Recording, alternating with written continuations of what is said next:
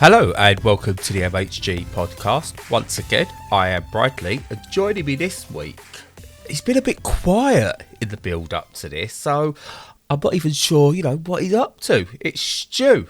How you doing, Stu? Stu? Oh yeah, some slight editing issues. Now, he might be clever, he might edit something in here and make me sound stupid, or he might leave it like this, make me sound stupid. Who knows? Getting Brad sound stupid is no challenge whatsoever, so I won't bother. But yeah, no, just to say, we are recording separately this week because of work stuff. More in my segment.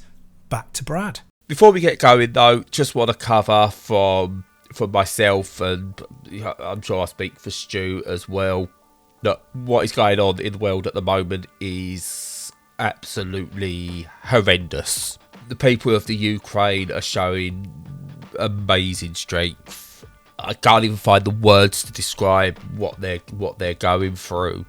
What has been a shame is in all this as well, when people have been rightly calling out, Putin and the Russian oligarchs and so on, is people have been tarring people in the Russian military, so your general boots on the ground soldiers, even civilians, with the same brush, and that's not on.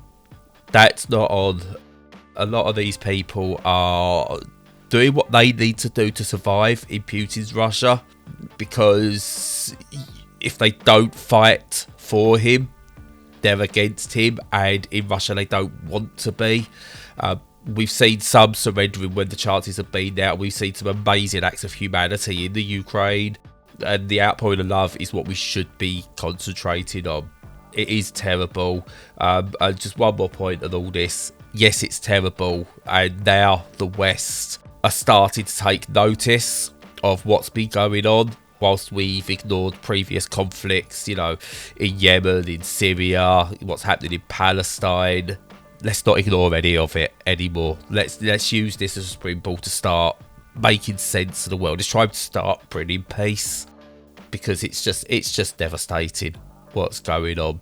Now, with that in mind, we do need something light sometimes, something light just to get through, just to grip onto, even in the worst of times. It is unknown with what's going on, but one thing we know about here is video games. So usually I'd go to Stu, but we're recording separately today because his work commitments and sort of my commitments are kind of got in the way for today's recording. So I'm just going to go my lot, Stu will do his lot, and he'll edit it together in some way. But he's good at that.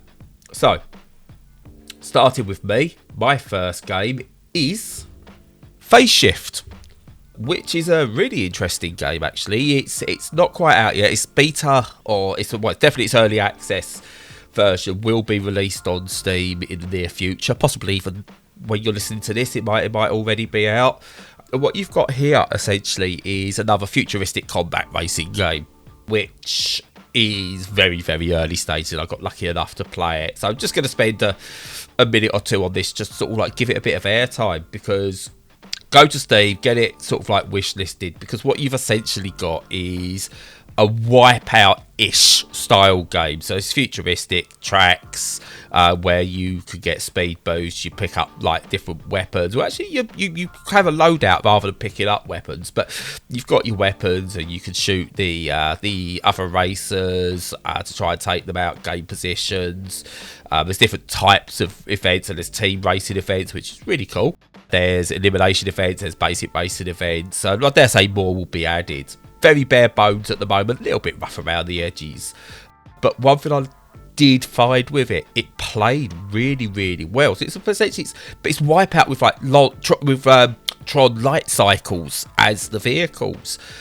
And it doesn't feel like someone's just skinned a Wipeout engine, or, a Me Too style Wipeout engine that's there. It feels like it's built around the cycles themselves, and it comes together really, really well.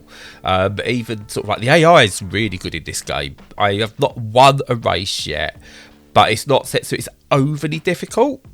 But you've got this feel where a lot of early racers Also, a lot of racers, they do like the early races you could just do with your eyes closed, and it's just, yeah, they might as well not be there because it's frustrating that they're just guaranteed to make you win. Whereas this, it makes you go for it. And so the AI is challenging. You can lose, mistakes will cost you, but it's not brutally so. So lots of work to do on this game still. There's a few bugs here and there. I mean, like the pre-release version that I've played, or the pre-early access version that I was lucky enough to play. But yeah, it's really, really good. When that one hits, honestly, do give it a go. I just want to give that a little signal boost because it's one that could fly under the radar. But really good effort, really good effort. Definitely check that one out. Next up from me is a lovely little indie game, actually, that came onto my radar just by chance. I think it's like an email campaign for a PR company. I've honestly not heard of it before, called FixFox.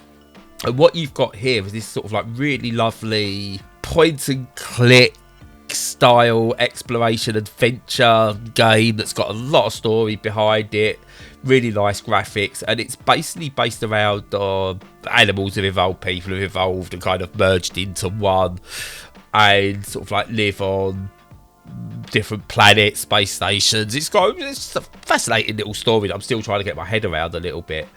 And basically you play Vix, who is considered a bit of a joke, or not kind of has this job, but you know, shouldn't have this job of fixing things. And basically you have to go out into the space, do loads of little like repairs and these like point and click puzzle room style repairs. So you know, you have to find your way, sort of like, you take this part on a fridge, you find where the problem is, you fix the problem, put it all back together. You've got to make sure you've got your right tools. Eating is important in this game, so you have to kind of like eat certain meals, and there's a mechanic for eating as well. It's a really weird, fun game. I honestly don't know what really to say about it, because as it goes, you kind of, there's this mystery that you're led to, and that just kind of gets to become the crux of the game as you unravel this mystery. And it's, I don't know if it's got a message or not, I don't really know. There's some sort of really cool, sort of like the fixing mechanics are really good. So you've got some that are just basic, so like stick tape around the wire to make it work. There's others where you have to go more in depth. You sort of get some unique tools that really improve things, and you sort of go out really, really far into the outer reaches of space. But yeah, really just enjoy this game. It's one of those, I'm surprised I didn't see it on the Wholesome Direct. I might have missed it, because honestly there's usually so much when you see the Wholesome Directs. But it's a beautifully wholesome game that is designed for you to experience. It's challenging in all the right places. It helps you progress in all the right places. And in a world where we've got the get good culture of certain games, this sort of thing is just so wonderful. Honestly, I cannot recommend this one enough for people to go and try. It's out officially or the end of March. Lucky again this week. I've played quite a few early release games. Out at the end of March, I would reckon I'm about 6-7 hours in. I've not finished it yet because I've been playing quite a lot, but it's one I'm going to go back to and enjoy for myself, not just for sort of like coverage purposes. But yeah, this one comes out end of March. Stick it on your wish list. Give this one a go, because I think this one could be quite special. So next up for me is an old new game, new to the West, old in Japan, with a brand new name, and it's a River City Girls Zero, which was I'm trying to think what the game was originally. It's basically River City Girls, the River City Rampage are from the Kunio-kun saga of games. And River City Girls Zero is... Right, I'm going to try and get this pronunciation right. It's a modern localised port of Shin Neketsu Kohu Kunio Tachi no Banka, which was released, I want to say it was in the 86, I think it was released in Japan. And the series, the overall series has come over to the West as Renegade, I believe, in the past. And this one's been repackaged as River City Girls, despite having two of the main male characters, as in Kunio and Ricky, are the two main characters. They're the ones you start off with. It's got a really weird updated story at the start, sort of to make it just kind of bring it in. But the River City games, the Kunio-kun games, are not as well known over here. You know, we look at likes of Double Dragon, Streets of Rage as our side-scrolling beat-em-ups. But the sort of like the grandparent of them all, I think, is the Kunio-kun saga. Because there's a lot of what was in those that you see in a lot of the popular side-scrolling beat-em-ups. And yes, things have moved on, they've improved over the years, because this is very stiff in places. You've really got to learn how to play this game. But it plays really well. I managed to track down also a ROM of the original, gave that a go, and yeah, it plays, you know, superbly well in terms of how it is. It's had the right quality of life updates to it.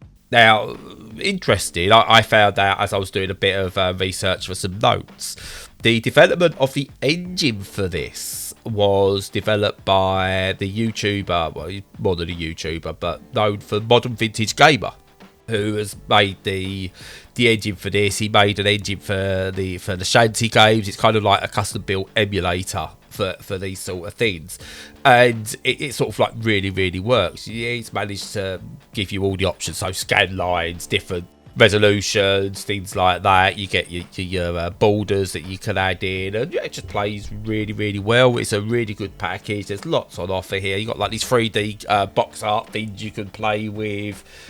Really nice little extras in there. This one comes from like limited run. Say updated manga style intros put into it. And the action it's good. I like the 80s beat 'em ups. I love Double Dragon still try and pop that on. But yeah, the Kunio-kun series, I think I reviewed like a collection of old Kunio-kun games a couple of years back for MHG, and that's where I kind of discovered them. And yeah, this version is just really good. To be honest, I don't really watch the stories, don't really care the stories. I kind of just want to push through, and they allow you to do that. But yeah, if you're into the story, there seems to be a lot of context in there. Text goes on, some conversations where it's needed, but I kind of hammer through because I just want to beat thugs up, and that is where the game still excels. It's been bettered, as I said, it has been bettered over the years, but as a piece of nostalgia, as a piece of history, it's great that more people get to play it. It's a beautiful pixel art game that holds up, and yeah, just absolutely really enjoyed it. I hate saying give it a go. I hate saying give these games a go, because it's not a review as such, just how I feel about these games, just to cover them. Really good, added things. The original River City Girls 0, or whatever the Japanese title was, I've lost my notes for that one now. You had to use a password system. This has save states. Yeah, every game should have save states. This has it in there. Brilliant. But yeah, really good. Really good. So give that one a look when you get a chance.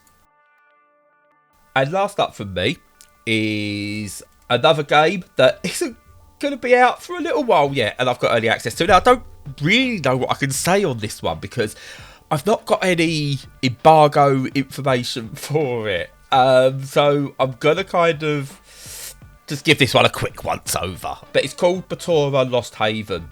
You can wishlist it now on Steam. It was in, I believe, the Steam Next Fest. And what you've essentially got is a top down, well, isometric top down action RPG hack and slash in the vein of your Diablos and Torchlight and Victor Fran, those sort of games. And this one has got pretty much all the usual trappies you'd get. There's story context. You play as a young girl. She looks young in the thing, who's tasked with doing the stuff, because fantasy stories and so on. Now, the hook with this one is that you have both physical and mental powers.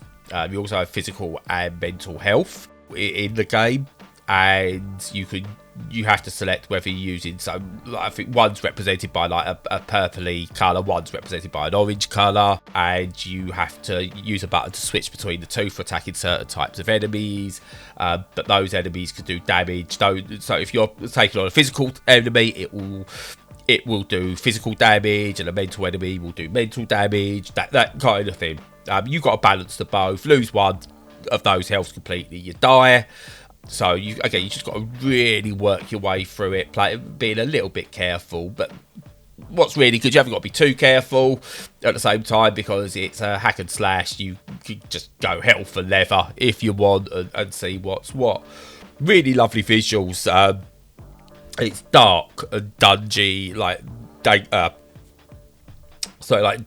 dingy. I can't think of the word now. Basically, it looks almost gothic in places, but then has this lovely neon flashes to it that sort of like just allow everything to work really, really well.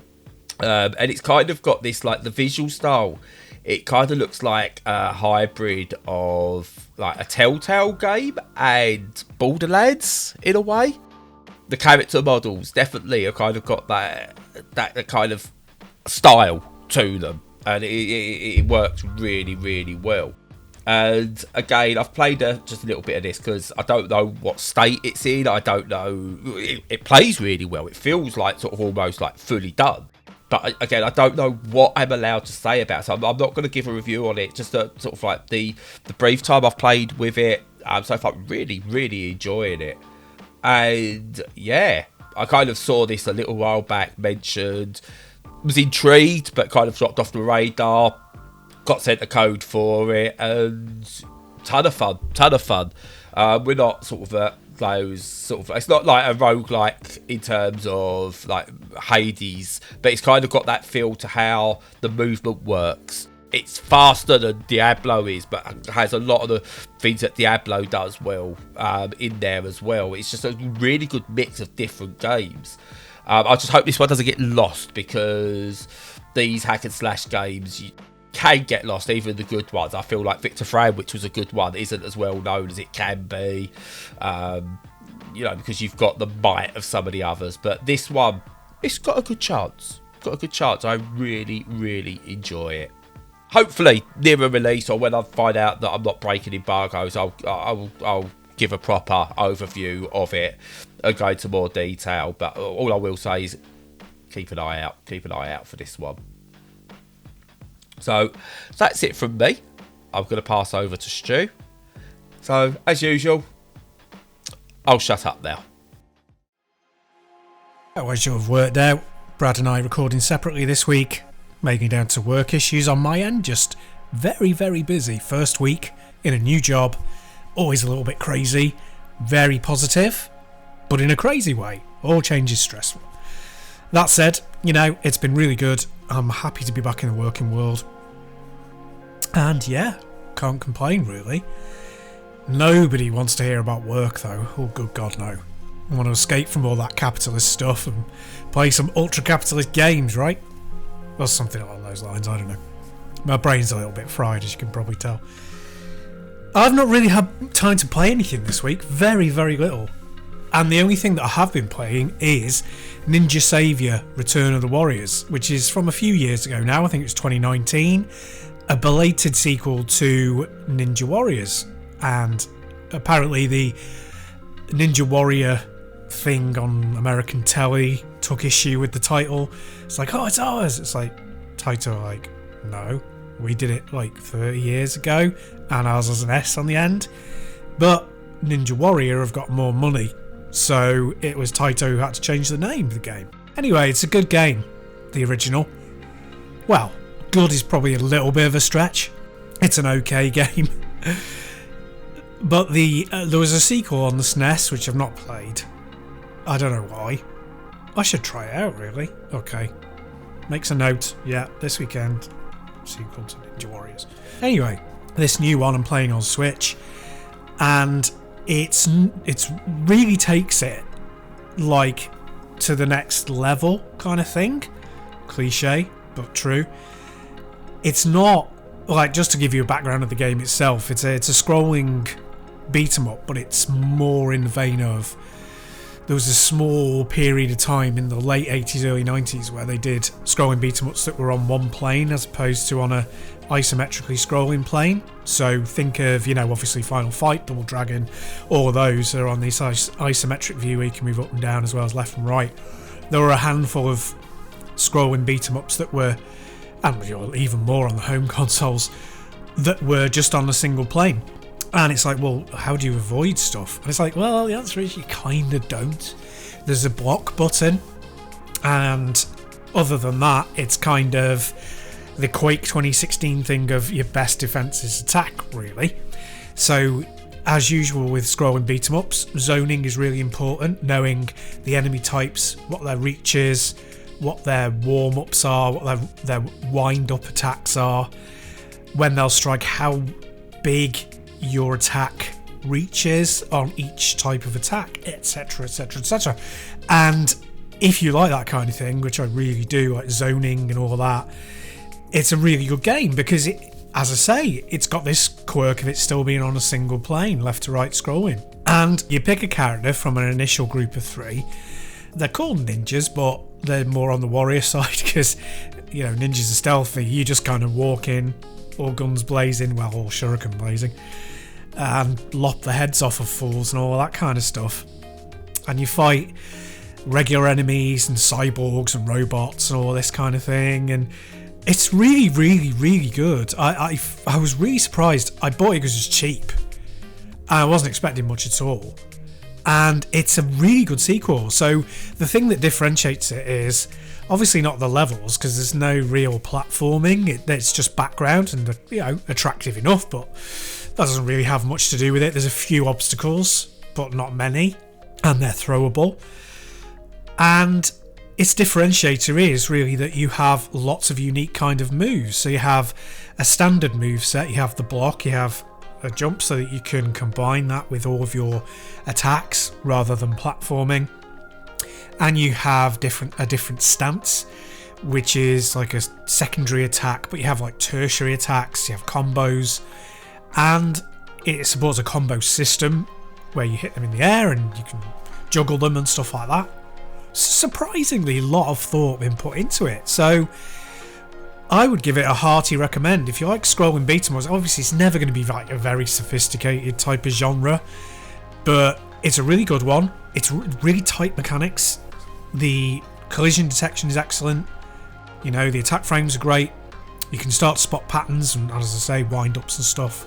There's a good variety in the enemy types, and it does that good thing of sometimes you start fighting something that you think, oh, I'm never going to be able to beat this, and then you find out the way to do it most effectively with your chosen warrior, and it's dead simple. And the choice between the initial 3 warriors is really quite broad. So there's a big guy who's just called Ninja, and he's like more of a wrestling type character, wrestling ninjas, you see him all the time, can't walk down the high street without bumping into them. And he's got loads of slow but powerful moves, as you'd expect, but a few nice clever little tricky things in there. Reminds me a little bit of Max from Streets of Rage. Then there's Kunoichi, who's the sort of standard, if you will, kind of warrior, and she's got a decent range of moves. I've not been really taken with them, to be quite honest. The attack spread and the distances, I think she could have done to have been a bit more powerful. But anyway, beside the point, she's not for me.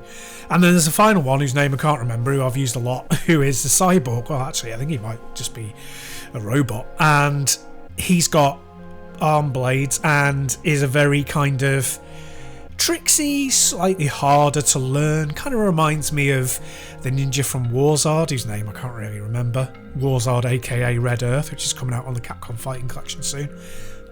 And yeah, he's really good and got some really quirky, got a really quirky moveset.